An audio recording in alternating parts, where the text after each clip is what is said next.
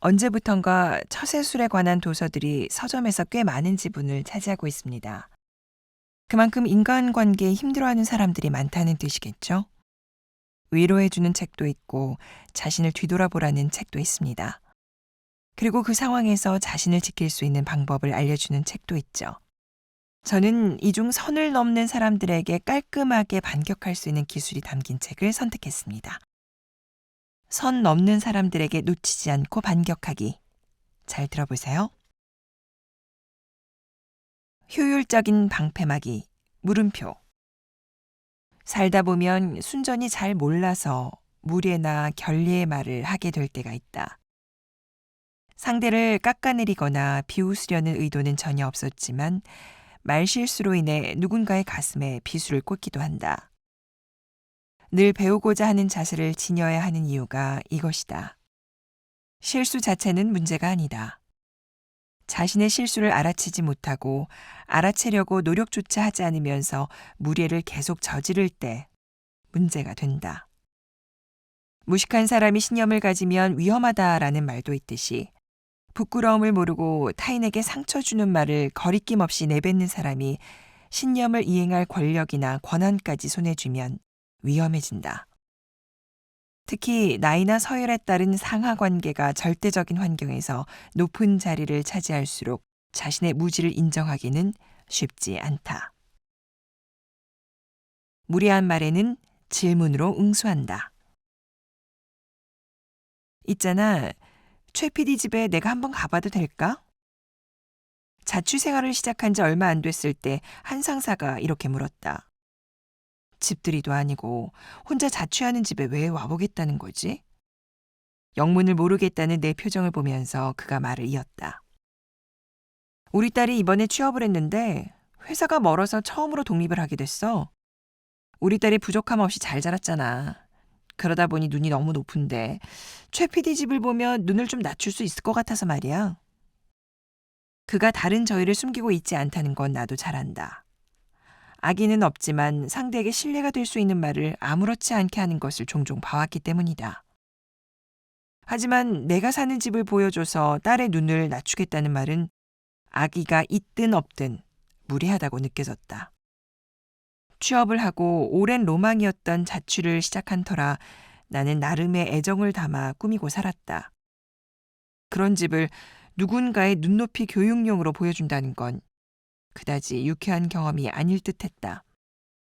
그런 걸 다 떠나서 편안한 나만의 거주 공간이 그들 부녀에게 교육의 장이라는 도구로 전락하는 건 용납할 수 없는 일이었다.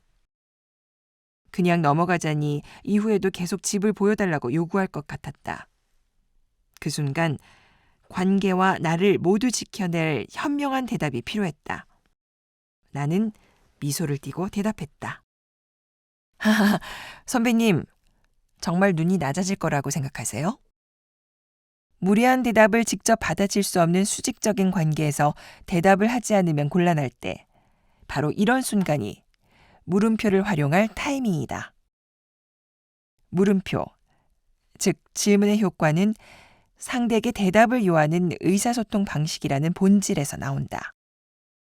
질문에 질문으로 응수하면 이제 대답을 해야 하는 의무와 부담이 상대에게 넘어간다. 당황하면 머릿속이 하얘지면서 대답할 타이밍을 놓쳤던 경험이 많을수록 꼭 익혀야 하는 기술이 바로 질문하기다. 정면으로 승부하는 대신 질문으로 받아치면 상대의 무례한 말에서 나를 구할 수 있다. 모호한 말을 들었을 땐 진위를 묻는다. 상대의 말이 정확히 무슨 뜻인지, 어떤 의도에서 한 말인지 모르겠을 때 다시 물어보는 게 좋다. 특히 임의성이 있는 단어에 효과적이다. 언어에는 임의성이 있어서 같은 단어를 두고도 사람마다 다른 해석을 할 수 있다. 이럴 때 진위를 묻는 것은 오해로 인한 마찰을 줄일 수 있다는 점에서 현명한 대처 방법이다. 모호한 단어를 사용하는 바람에 본의 아니게 말실수를 한 상대에게 수습할 기회도 줄 수 있다. 고기 좋아하시게 생겼어요. 네? 무슨 뜻인지 좀 구체적으로 얘기해 주실래요? 제가 육식파인데요. 식습관이 저랑 비슷하실 것 같아서요. 소개팅을 하고 온 친구가 들은 말이다. 고기 좋아하시나 봐요도 아니고 고기 좋아하시게 생겼어요는 또 무슨 뜻이란 말인가. 이처럼 듣는 상대마다 다르게 해석할 여지가 있는 표현은 다시 확인하는 것이 좋다. 상대의 말에서 무례함이 느껴졌다면 진위를 짚고 넘어가는 것이다. 구체적으로 들어보면 그 무례한 말의 고의성을 파악할 수 있고 만약 고의가 없었다면 그대로 흘려보내기도 쉬워진다. 반대로 고의성이 있다면 무례함을 짚어낼 수 있고 상대를 더욱 정확히 아는 계기가 된다. 구체적인 설명을 요청하는 질문은 무례한 말에 직접 대응하지 않으면서 의도하지 않았던 무례한 표현을 상대가 스스로 바로잡게 하는 데 도움이 된다. 다시 설명하는 과정에서 미처 인지하지 못했던 자신의 편견이나 생각의 오류를 점검할 수 있기 때문이다. 특히 나이나 지위 탓에 상대에게 직접적인 반론을 하기 껄끄러운 관계에서 유리한 화법이다. 이때 던지는 물음표는 상대의 말이 잘못됐다는 것을 간접적으로 비춰줄 수 있는 거울과 같다. 최 대리도 이제 꺾였네.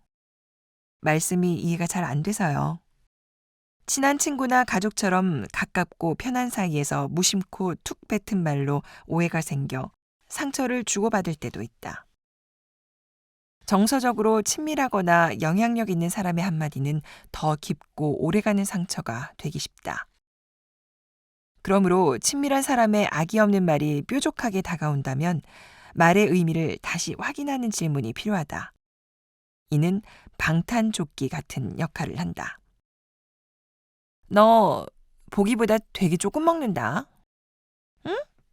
무슨 뜻인지 모르겠어. 평소에 간식 엄청나게 좋아하길래 말이야. 조금씩 자주 먹나 보구나. 보기보다라는 말만 놓고 보면 잘 먹게 생겼다는 뜻으로 들릴 수도 있다. 그래서 내가 그렇게 식탐이 많아 보이나 싶어질 것이다. 이렇게 중의적 표현 때문에 오해가 생기기 쉬운 상황에서 말의 의도를 확인하는 질문을 던지는 것이다. 진의를 들으니 보기보다가 다른 뜻으로 쓰였음을 알게 됐다. 평소에 자주 먹는 내 모습에 비춰볼 때 생각보다 밥을 적게 먹는 것을 보고 단순히 이야기한 것이다. 이렇게 명확한 의미를 물으면 상대에게 표현을 바로잡을 기회를 주고 불필요한 감정 소모를 줄일 수 있다. 타이밍 놓치지 않고 깔끔하게 반격하는 기술. 진의를 묻는 것만으로는 부족한 상대도 있다. 무례함이 실수가 아니라 의도가 있다고 느껴지는 사람. 타인에게 무심해서 자신의 말이 어떻게 받아들여지는지 관심조차 없는 사람 등이 그렇다. 그럴 땐 조금 더 적극적인 물음표 사용법이 필요하다. 백트래킹 질문으로 되돌려주기. 무례한 말을 조금 더 적극적으로 짚어야 할 때가 있다. 그런데 즉각적으로 답할 순발력이 부족하거나 당황해서 타이밍을 놓치기 일수인 사람이라면 백트래킹 질문이 효과적이다. 백트래킹이란 상대의 말을 따라가며 대화의 소재를 찾아내는 기술을 말한다. 상대와의 대화를 원활히 이어나가는 스킬로 많이 쓰이지만 답하기 어려운 상대의 말에 단순하면서 즉각적으로 대응하고자 할 때도 활용할 수 있다. 의미가 모호한 표현이나 무례하다고 느껴지는 상대의 말을 거슬러 올라가 질문하는 방법이다. 예전부터 생각했는데 너 우리 할머니랑 참 닮았어. 그래? 어떤 점이 닮았어? 내가 할머니랑 자랐거든. 늘 남을 먼저 배려해 주시는데 너한테서 그런 모습이 자주 보여. 누군가를 닮았다는 말을 들으면 혼란스러울 때도 있다. 화자의 의도가 무엇인지 명확히 알 수 없기 때문이다. 닮아서 좋다는 건지 별로라는 건지 그저 외모가 닮았다는 건지 성격이 그렇다는 건지 어느 쪽이 됐든 의도를 명확히 확인하지 않으면 듣는 사람은 찜찜할 수도 있다. 특히 지인을 닮았다는 말은 주관적이고 불친절하게 들리기 쉽다. 앞서 말했듯이 언어의 임의성 때문에 듣는 사람에 따라 다양하게 해석할 수 있기 때문이다. 이럴 때 백트래킹을 활용해 상대의 의도를 물으면 임의성 탓에 생긴 모호함을 해소하고 오해도 풀 수 있다. 무례한 질문으로 곤욕을 치르곤 하는 유명인들의 인터뷰에서도 백트래킹의 사례를 찾아볼 수 있다. 한 영화 시사회에서 배우 톰 하디가 기자의 갑작스러운 질문을 받았다. 기자는 그의 예전 인터뷰들을 보면 성 정체성이 모호해 보인다며 이렇게 물었다.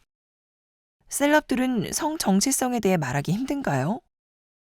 영화와 관련 없는 사적인 영역에 대한 문답은 가십성 타이틀로 악용될 소지가 있다. 민감한 질문에 대답을 잘못하면 내용이 엉뚱한 방향으로 흘러 배우의 이미지에 치명타를 안기기도 한다.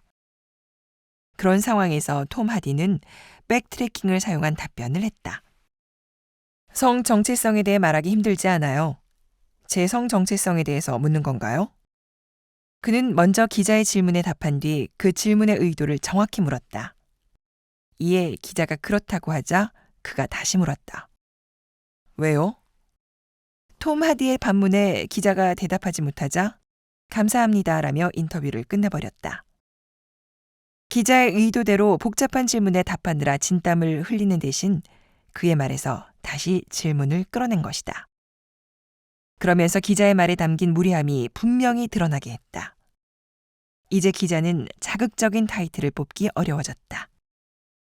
이처럼 백트래킹을 통한 질문은 무례함에 대응하는 에너지를 최소화해 나를 방어할 수 있다는 장점이 있다.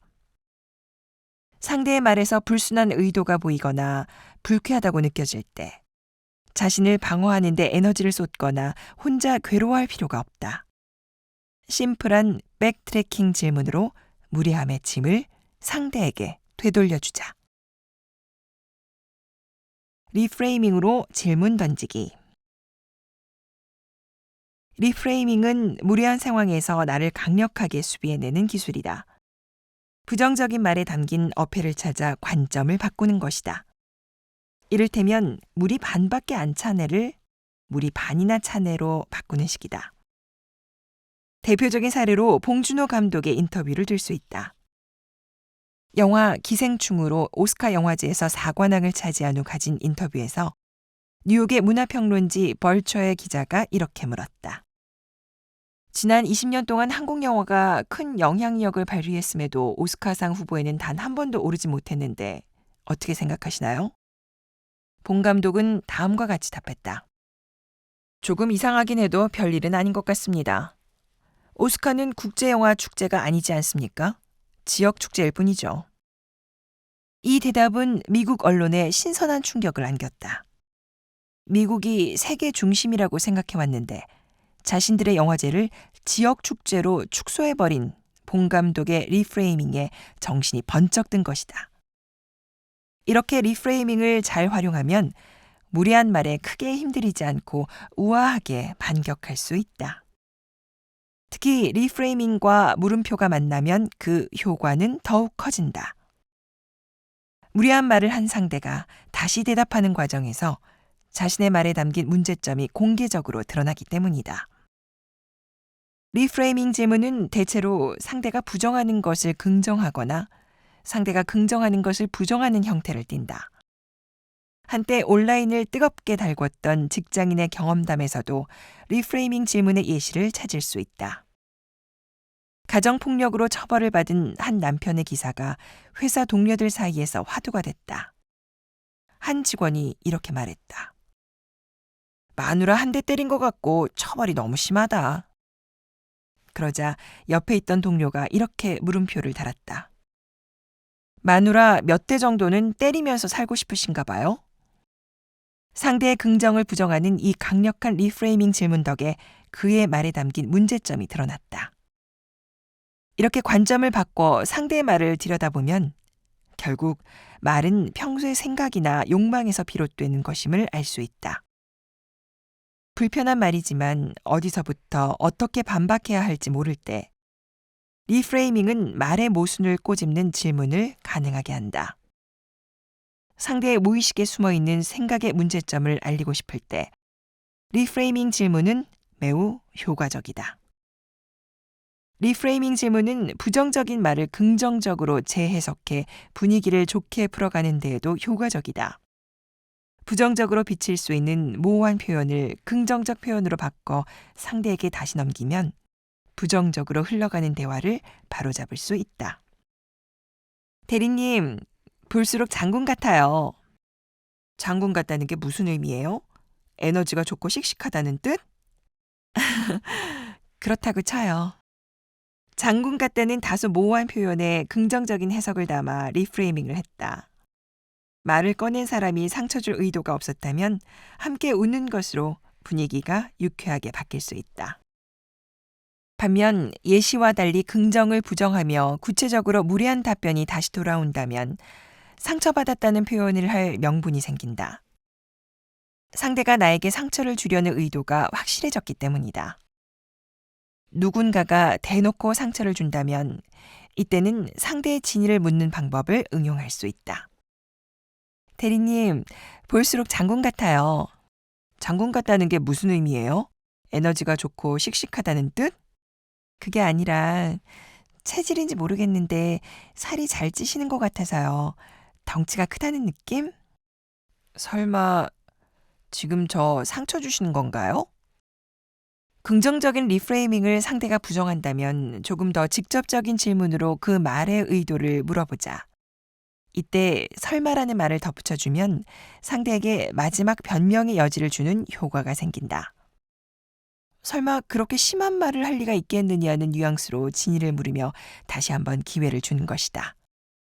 이렇게까지 기회를 줬는데도 계속 공격적인 말을 이어간다면 그때부터는 물음표가 아닌 타임이나 퇴장 카드가 필요하다. 운동 경기에서도 페어플레이를 하지 않는 선수에게는 레드 카드를 내밀지 않는가? 그런 경험 있을 겁니다. 부정적인 얘기를 들었을 때 당시에는 아무 말도 못하고 뒤늦게 속구리거나 앞에서 바로 얼굴 붉히면서 따졌다가 그 뜻이 아닌데 해서 본전도 못 찾고 민망하기만 했던 경험. 리프레이밍은 이런 혼자만의 오해를 줄일 수도 있고 무례한 사람에게 딱 맞춰서 반격할 수 있는 좋은 방법인 것 같아요. 질문에 대한 질문 잊지 않기로 해요, 우리.